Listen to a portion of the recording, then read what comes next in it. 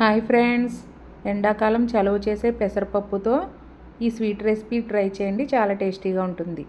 ఒక half cup పెసరపప్పు తీసుకుని శుభ్రంగా కడిగి వాటర్ వేసుకుని నానబెట్టుకుని పక్కన పెట్టుకోండి.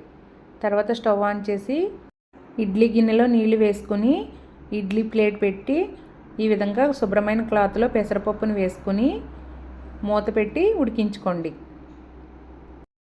ఎక్కువ ఉడకనవసరం లేదండి. ఒక 2-3 నిమిషాలు ఉడికితే సరిపోతుంది. ఇలా ఉడికిన పెసరపప్పుని ఒక మిక్సీ జార్లో వేసుకోండి. తర్వాత అందులో ఒక కప్పు పంచదార,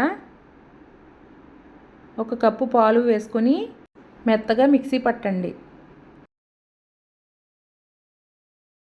ఇలా మిక్సీ పట్టుకున్న తర్వాత అందులో 2 కప్పులు పాలు వేసుకోండి. పాలు వేసుకుని ఒకసారి మిక్సీ పట్టి పక్కన పెట్టుకోండి. తర్వాత స్టవ్ ఆన్ చేసుకుని ప్యాన్ పెట్టి అందులో మిక్సీ పట్టిన పేస్ట్ని వేసుకోండి. గరిటెతో ఈ విధంగా కలుపుతూ ఉండండి. తర్వాత అందులో ఇలాచీ పౌడర్,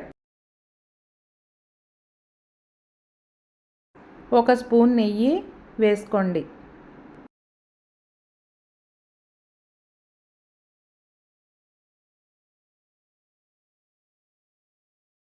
లాస్ట్లో ఇంకొక స్పూన్ నెయ్యి వేసుకుని దగ్గర పడే వరకు ఉడికించుకోండి.